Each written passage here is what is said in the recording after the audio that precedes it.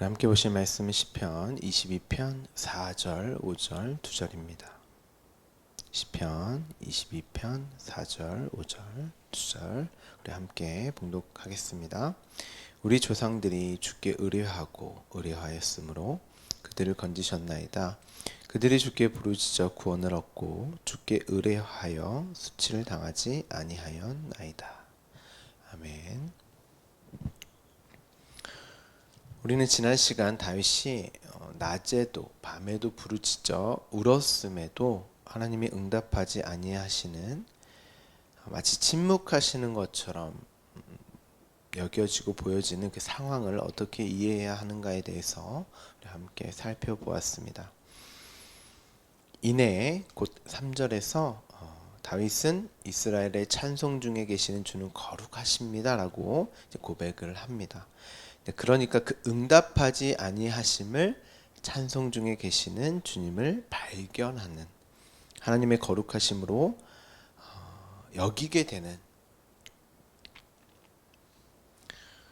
그럼 그것이 곧 다윗과 이스라엘에게 응답이었다는 그런 말이죠. 우리가 인생 속에서 하나님이 계시지 않고 아무런 대답을 하지 않는 것과 같은 삶일지라도 그런 순간이 우리에게 참 많죠. 그렇다 할지라도 하나님이 그들의 찬송을 받기 위한 당신의 거룩을 드러내시고 나타내시는 영광의 도구로 사용하셨다는 거예요.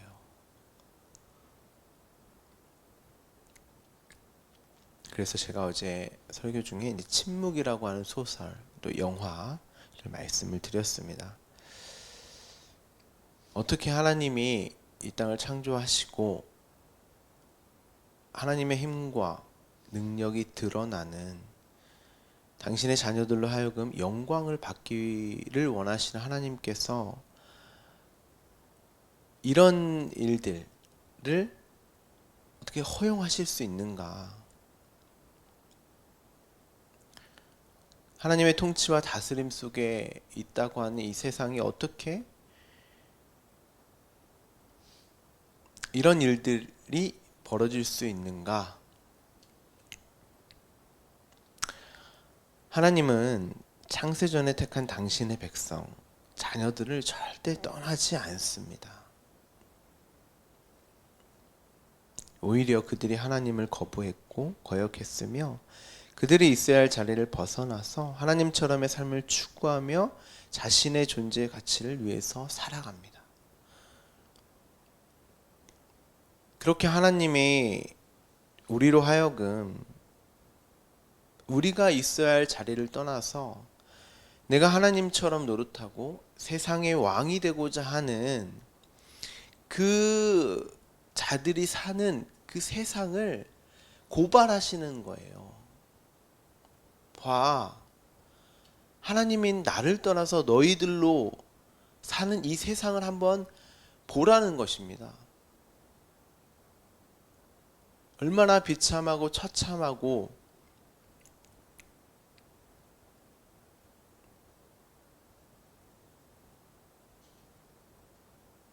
있어서도 보여서도 안 될 그런 일들이 하나님을 떠난 너희로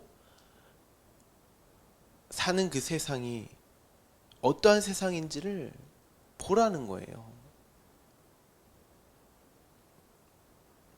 지금도 세계 곳곳에서 전쟁이 일어나고 많은 이들이 억울하게 죽고 희생당하며 여자와 노인과 아이들을 인질로 삼고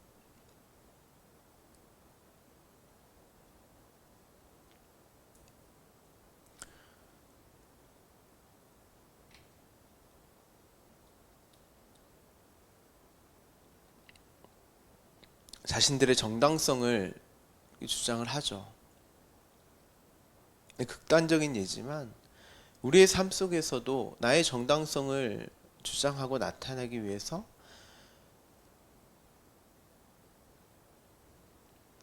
그러한 삶을 우리가 살아가고 있지 않습니까?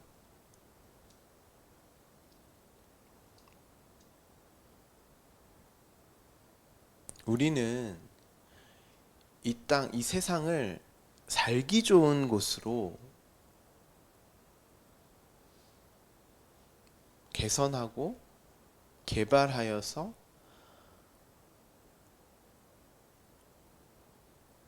우리로 하여금 하나님의 영광을 드러내는 게 아닙니다. 여기서 벗어나야 되는 거구나. 하나님을 떠나 모든 이들이 왕을 추구하는, 하나님처럼의 삶을 추구하는 이 땅에서 나로부터, 나라는 존재로부터 벗어나야 되는 거구나를 경험하는 곳이 이 역사며 각자의 인생이며 삶이란 말이에요.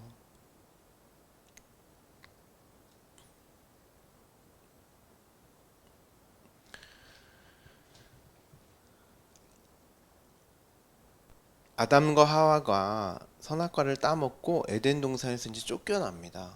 하나님이 그들을 쫓아내시고 그들을 버리셨나요?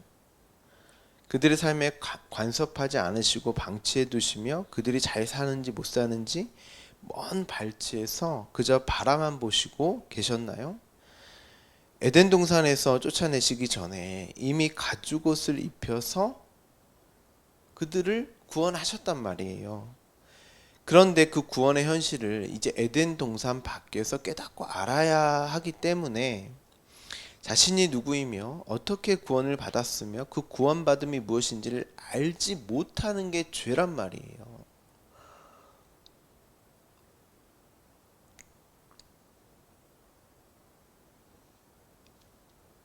그렇게는 영생할 수 없다.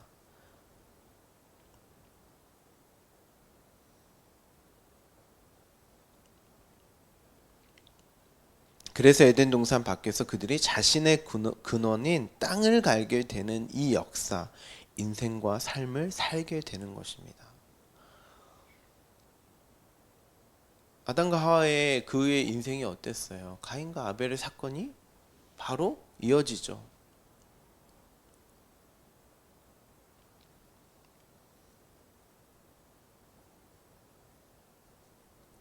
그 일들을 아담과 하와는 고스란히 경험했어야 했어요. 자신들이 선악과를 따먹고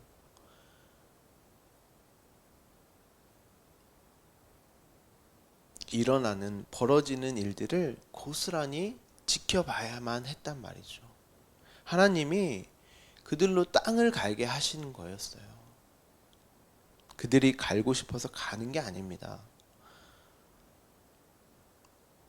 그 말은 하나님이 그들의 역사, 인생과 삶에 개입하셔서 그들의 존재됨과 구원의 현실을 가르치시겠다는 의미를 담고 있는 거예요.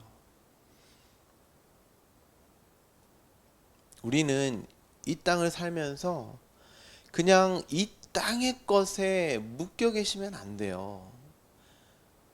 아유, 어떻게 그런 일들이 일어날 수 있어?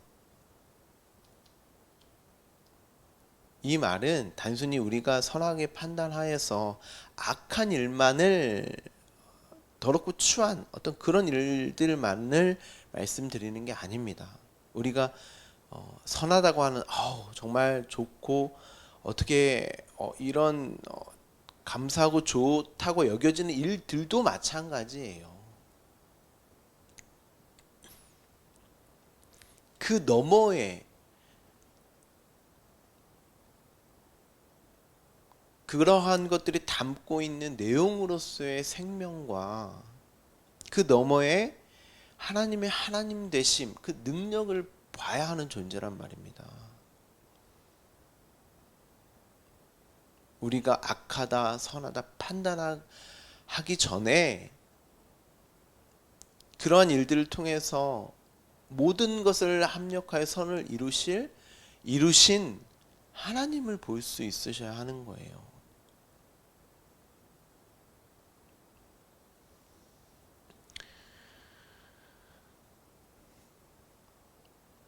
하나님이 그들을 찾아가셔서 저와 여러분을 포함하는 거죠.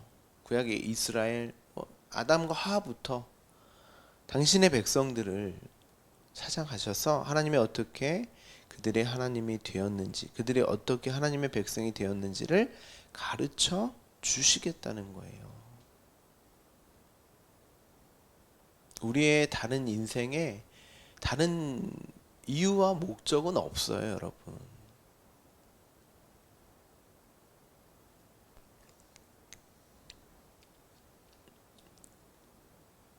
그 내용을 바탕으로 우리의 인생을 이해하고 해석할 수 있는 것입니다. 그렇다고 이 땅의 삶이 뭐 가치가 없고 염세적인 어떤 그런 말씀을 이제 드리는 것이 아니라 진짜 이 땅에서의 그 가치는 그것이 담고 있는 내용의 가치로서의 가치를 발견할 때 가치가 있는 거예요.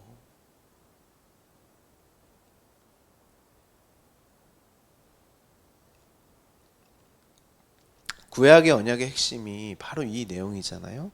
이스라엘 백성이 주를 신뢰하고 의뢰하며 믿고 따라서가 아닙니다. 하나님의 전적인 은혜요 능력이며 힘이란 말이죠. 그것이 당신의 거룩을 드러나게 되는 일이며 그로 당신이 이스라엘의 찬송 중에 계시는 하나님이 되시는 일이었잖아요. 그렇게 하나님의 능력으로 힘으로 당연히 그것은 말씀입니다. 그러니까 말씀은 1차적으로 우리가 해석하고 장악할 수 있는 그런 게 아니에요. 말씀이 우리의 삶을 해석하고 우리를 장악하는 거예요.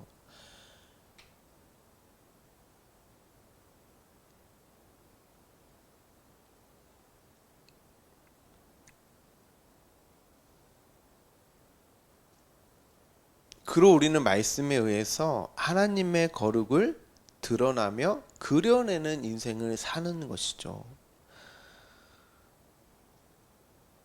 그것이 어제 우리 함께 말씀을 나눈 이스라엘의 찬송 중에 계시는 하나님, 이렇게 이제 말을 합니다. 다윗이 하나님의 능력으로 힘으로 그렇게 하나님의 말씀에 붙들려 이끌려가는 삶을 믿음이라고 하고 그 삶 전부를 또 믿음이라고 하는 거예요.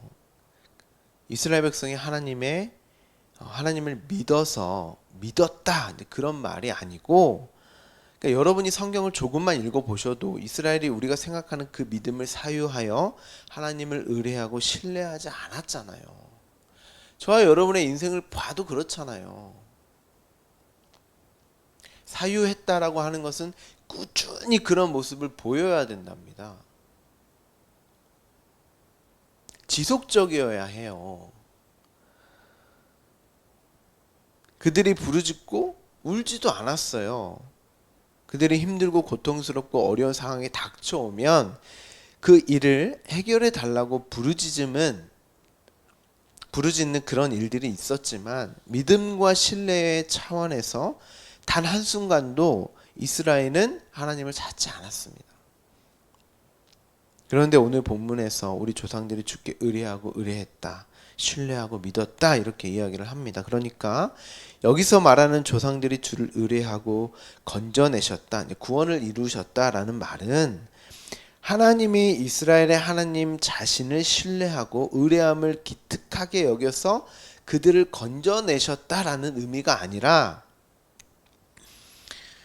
보세요. 하나님이 응답하지 않으시고 침묵하시는 것처럼 여겨질 때마다 그들은 우상 숭배를 했단 말이에요. 이스라엘은.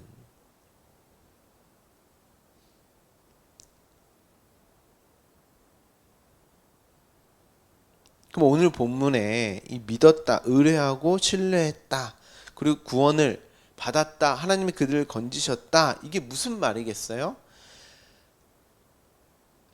분명 성경에서 하나님이 너희가 나의 말을 청종하지 아니하였고 나를 버렸다 이렇게 말씀을 하셨는데, 오늘 이 본문을 어떻게 이해해야 될 것인가? 그래서 앞뒤의 문맥이 굉장히 중요한 거죠. 그들이 자발적으로 하나님을 부르짖어 찾아서 구원을 얻은 것이 아니라 하나님이 그들로 부르짖을 수밖에 없는 그 자리로 이끌어서 하나님을 찾게 만들었고 하나님의 그들의 수치를 제거하신 거예요. 수치가 뭐예요, 여러분? 우리가 대표적으로 알고 있는 수치가 애굽의 수치죠. 하나님 없이 세상에서 하나님 노릇하며 사는, 하나님의 것으로 살아야 하는 자들이 하나님처럼을 추구하며 그 목적을 가지고 사는 모든 죽은 자들의 죄와 허물을 수치라고 하는 거예요. 그 수치, 죄와 허물을 벗어버리게 되는 그 구약의 대표적인 사건이 뭐예요, 여러분? 할례입니다. 할례. 할례가 뭐예요, 여러분? 죄와 허물로 죽어야 할 자들의 몸에 표피, 생식기 끝을 잘라서 다른 이의 죽음, 당연히 예수 그리스도의 십자가의 죽음이겠죠. 그 죽음을 자신의 몸에 새겨서 함께 죽고 살아났다라고 하는 증거를 간직하는 것이 할례란 말이에요. 근데 구약의 이스라엘 율법으로 이들이 해석을 해서 그냥 그 표피 끝을 자르는 것, 그 의식, 행위 자체를 이들은 의롭다라고 생각을 이제 한 거죠. 그걸 지킬 때. 근데 바울이 또 얘기하잖아요. 그게 그 할례가 담고 있는 그 내용이 중요한 거지. 그래서 뭐라고 얘기해요? 그 의식이 중요한 게 아니고 어디에 무슨 할례로 바울이 얘기를 해요? 마음의 할례. 그 내용이 그 할례가 담고 있는 내용을 마음에 새겨야지라고 이야기하지 않습니까?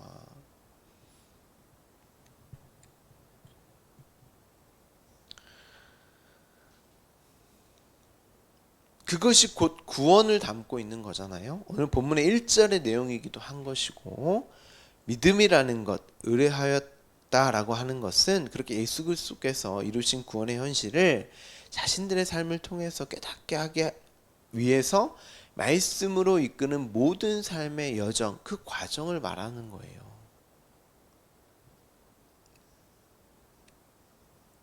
그것을 우리는 마음으로 간직하는 자들이고 어떻게 해요? 말씀이 뚫고 들어와서 마음에 새겨버리는 거예요. 그게 할례란 말이에요. 왜 예수 그리스도가 이 땅에 오셔서 십자가에 달려 죽으실 수밖에 없으셨는가? 또한 그로 말미암아 나의 죄와 허물을 그 수치를 예수 그리스도가 십자가에서 담당하셨구나. 그로 내가 살아나게 되었구나. 그걸 깨닫고 보는 자들이 구원을 받은 자의 모습이며 그들의 삶이 그렇게 십자가로 채워지는 거잖아요. 그래서 자기 십자가를 지고 나를 따르라 라고 말씀을 하셨던 거고 너의 인생은 그렇게 그것을 아는 십자가로 이끌려가는 삶을 살게 될 거야 라는 그 말씀인 거죠. 그래서 하나님의 의가 나타난 믿음을 선물로 받아서 그 믿음에 의해서만 내가 살아가고 있구나. 그 믿음이 나를 이끌고 있고 나의 삶을 채워가시는구나. 이것을 믿음이라고 하는 거예요. 예수 그리스도의 십자가의 죽음으로 내가 구원을 얻었고 나의 그 수치를 벗어버렸구나 라고 깨닫게 되면 그것을 주를 믿었다, 의뢰하였다 라고 성경이 인정해 주는 것입니다. 내가 그렇게 하지 않았음에도 불구하고 언제 우리가 하나님을 믿고 의지하고 부르짖고 찾습니까? 그러니까 나의 어떠함으로는 찾죠. 내가 이 땅에 살아가는 어떤 불편함, 어떤 문제들, 겪게 되는 어떤 사건들을 해결받고자 하나님을 찾는 이들이 대부분이죠. 근데 정말 예수 그리스도의 그 구원의 현실로 하나님을 찾고 부르짖는가?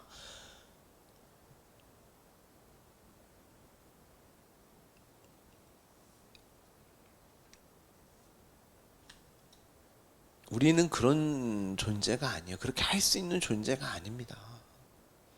대부분의 많은 이들이 그게 나와 무슨 상관이냐.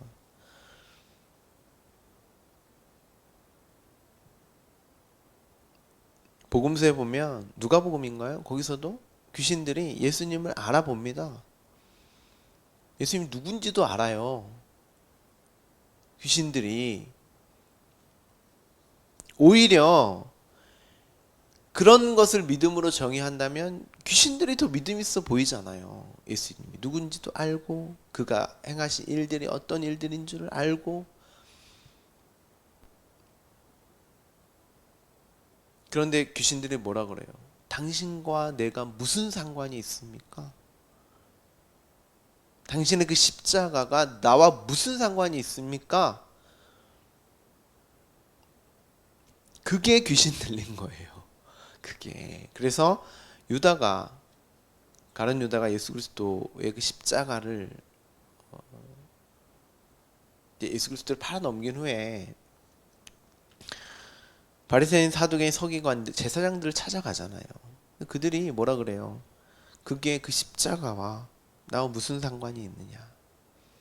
예수 그리스도가 십자가에 죽으신 일과 그렇게 예수 그리스도를 팔아넘긴 그 돈과 내가 우리와 무슨 상관이 있느냐? 그렇게 얘기를 한단 말이에요. 그러니까 그들이 귀신 들린 거죠. 귀신 들렸다고 하는 게 다른 게 아니에요. 예수 그리스도 하나님과 끊어진 모든 이들이 다 자기의 말로, 자기의 말씀으로 그렇게 살아가는 그 상태를 그냥 귀신 들렸다. 그리고 그 자들이 나타나는 어떤 그 대표적인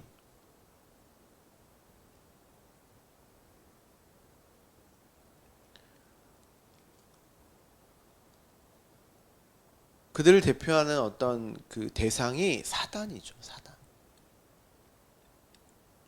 실제로 있지만 사단이 단순히 어떤 뭐 하나님을 대적하는 하나님과 맞짱을 뜨는 그런 존재가 아니고 곧 나의 그러한 모습을 성경에서 그렇게 사단으로 대표하는 모습으로 이제 그려놓는 거죠.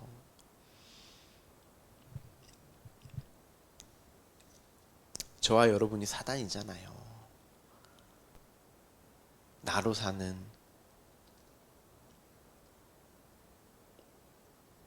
나의 영광과 나의 힘과 능력으로 살아가는 내가 사단이란 말이죠.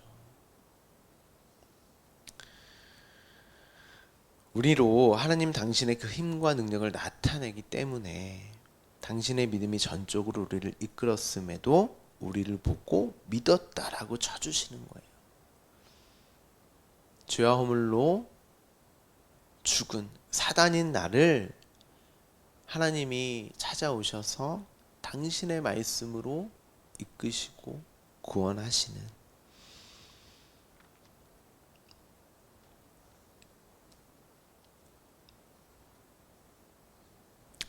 그것을 깨닫고 알아가는 우리는 하나님을 찬송할 수밖에 없는 것입니다. 그리고 그렇게 우리의 찬송 안에 거하시는 하나님을 보게 되어 구원의 현실을 경험하는 나의 모습을 보게 되는 것이죠. 내가 이러함에도 하나님이 나를 구원하셨구나. 나를 이끄셨구나. 내가 죄인 중에 괴수요. 내가 원수요. 대적자요. 사단임에도 하나님이 나를 구원하셨고 나를 이끄셨구나 하고 하나님의 힘과 능력만을 높이는 이제 내 힘과 능력 나로 살지 않는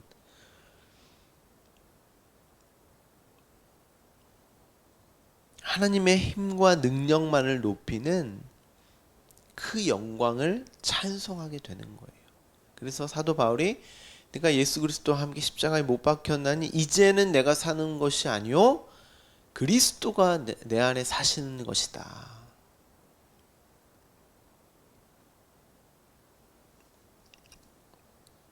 그래서 우리가 지난 시간 많이 봤지만 그 암사슴이라고 하는 그 힘과 능력,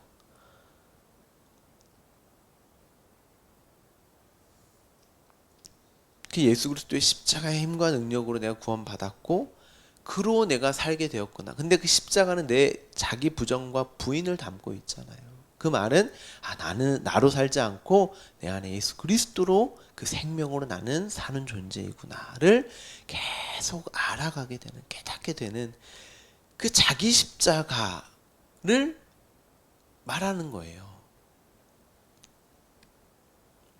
여러분은 어떠세요? 오늘도 그런 여러분의 모습을 보고 계시고 그럼에도 우리를 믿음의 자리, 구원의 자리, 생명의 자리로 이끄시는 하나님을 보고 계십니까?